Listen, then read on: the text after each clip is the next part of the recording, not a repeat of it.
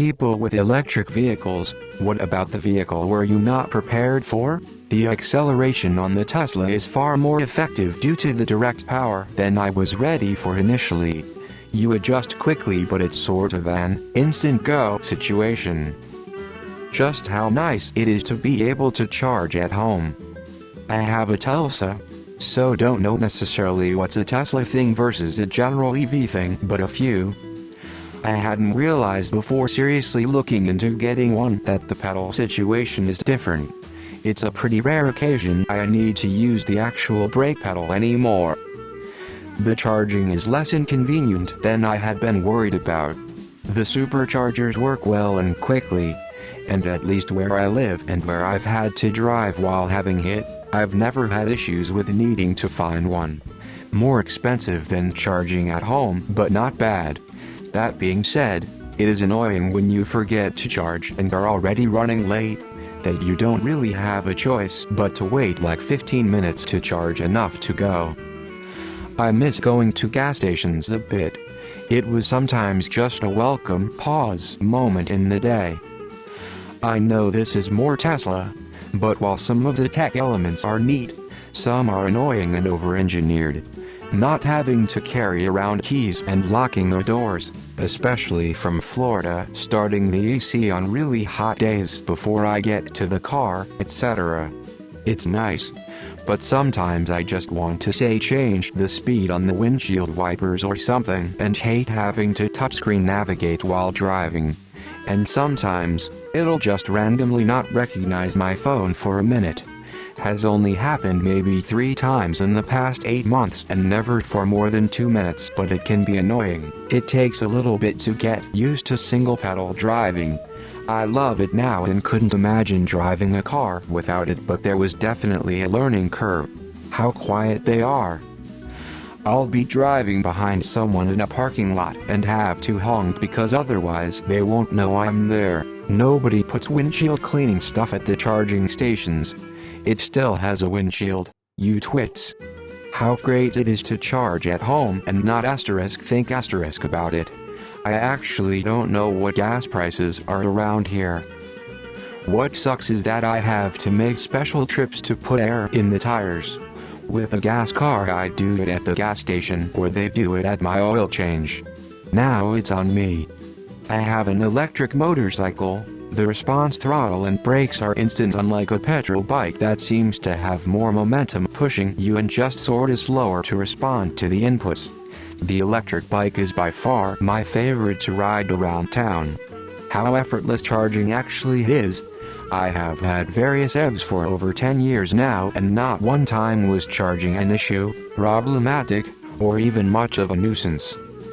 How much I hate my wife's Rogue now. Power for nothing is fun. PG&E doubling their electricity rates over the last 5 years. Almost the same price as gas now. I wasn't ready for it to be silent. I rented an EV and hit the on button. I sat there waiting to feel the car turn on. I started panicking when nothing happened. I got out of the car to take a look and the car indicated it was on. I just switched gears and took off. Tesla owner here. I thought I'd save more money versus gas. Charging is not an issue, but my local electric company PG&E is so high kWh that it's cheaper for me to charge at a supercharger. This is a regional issue because I seen people paying way less. The car tracks everywhere I go and everything I do. For someone who values privacy a lot, this is something I should have considered a lot more. They are completely maintenance free. No oil changes. No service appointments. Just new tires every 30,000 miles. That's pretty much it. Also, adding wiper fluid, but that's easy.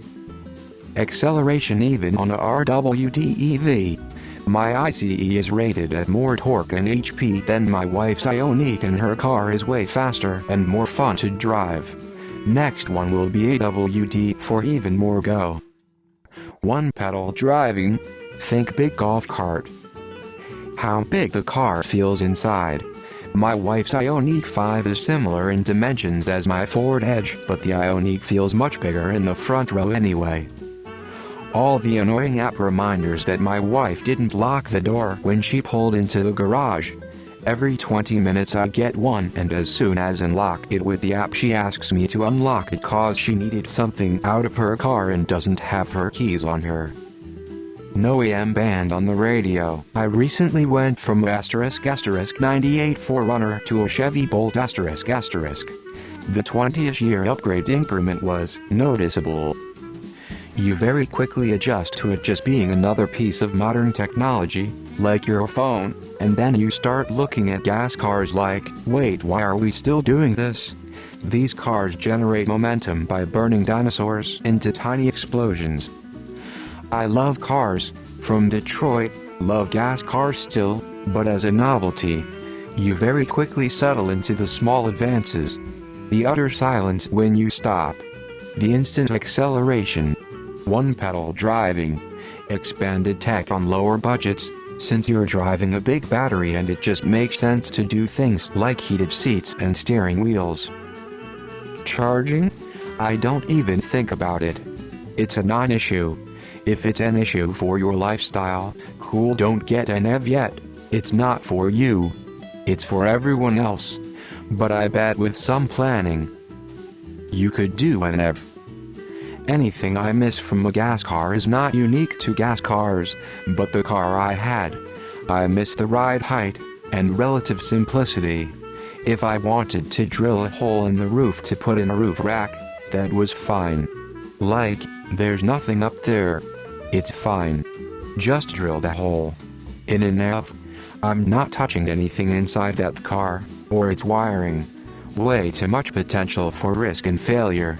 On a 20-year-old off-roader SUV, if you want LED ditch lights, you can figure it out yourself. Not gonna do that on an EV. I didn't realize how often I'd be cutting people off because of instant torque.